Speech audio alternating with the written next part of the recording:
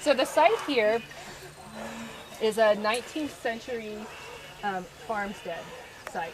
We do know what we did to locate this particular structure, and you can see the rocks that they're exposing there are a corner of the foundation of what we believe was the original structure from the 1850s. Please. There's nothing you can step on that's going And almost none of that was visible on the surface when we got here. Please step in and see. But the main thing that we had to do, we set up a grid. It's a Cartesian grid where you set a fixed point. We have a nail and some cement down at the other end of the field. I mean, we use that as our reference point for everything. We do a north-south line, east-west line, and create a grid. How do you do that way, anytime anybody wants to, they can come back and recreate, find where we excavated, replace everything exactly where we did it. So we came out here a couple of years ago, and we started just doing some augering. We have a 3-inch soil auger that just drills down into the ground and brings up about 10 centimeters of soil in a shot. See if we could find artifacts, and then we use this whole thing, high-tech, we just put right here, probe, and we were going through and literally just pushing down the ground, and every time we found rock, so we put in a little pin flag. And when we got done, we had this wonderful rectangle.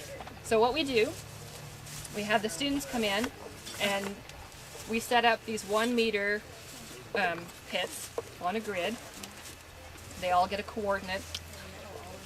And we dig down in controlled 10 centimeter levels. And we take all the dirt, and as they pull it out, we run it through these screens. That's what all these piles of dirt are. That's what Cynthia's doing over there. She's screening. Because a lot of the stuff that we do find is just in that dirt, and it's that clay, that lovely. I think Cynthia described cutting through it as like trying to cut dry fudge. It just peels kind of like chocolate, you know, as you're going through that. But I think part of that is I think there might have been some clay that they packed into some of the loose stones around the foundation that might have kind of sloughed off and laminated across the surface. Because after we get under that, it loosens up considerably, actually. The stuff that we're finding is no more than 20 to 30 centimeters down. So 8 to 12 inches at most. Actually, for us, this is really pretty close to the surface. And I don't think that this site has ever really been extensively plowed in any way. We're not finding that the material is mixed up, which is also great. A little bit cow trampled. So we have them dig in those levels, they sift out the dirt, find what's in the dirt, find what's in the pit. There's a lot of glass. There's a kind of an ornate filigree piece of broken metal there. Point to it with your trowel. Pieces down here. Oh. Yeah. Piece right So there. you can't quite get it out yet. Yeah. So we're trying to get down far enough where we can pull that out gently, try to figure out what it is. But one of the interesting things, actually, there's a lot of broken glass, and a lot of it is flat window glass. And there's actually a formula that you can use for 19th century glass that you measure the thickness of the glass, and it will give you a date of manufacture, plus or minus 6 years, because when they were constantly refining glass-making techniques in the 19th century, the glass was getting progressively thicker at a fairly predictable rate. And that is true until about 1915, and then it pretty much evened out and it was the same thickness.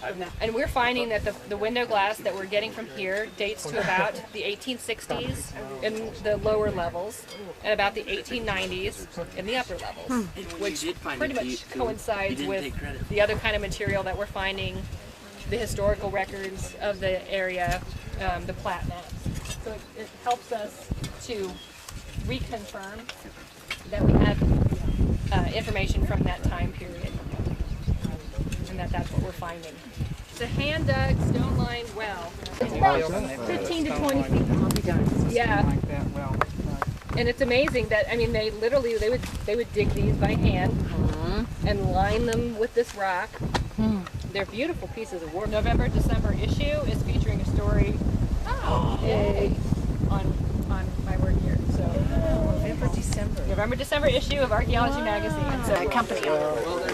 And so they're a man's coveralls, and they're the button, the button and the hook. We found all 4 pieces this morning. Yeah. So that's exciting. And then there's a wagon, that wagon piece. Yeah. Square nail, which is older, so they could make. Yeah. So it's just been awesome. Oh, they opened these 2 pits this morning. Oh, so yeah, the square. Yeah. We're following the lines of the foundation. 1861 that was burned in General Order number 11 in 1863. So the house was burned twice, and you can tell by the levels of charcoal and by the county records. But isn't that just so? They come back and rebuild. Typical. And so it was. Oops.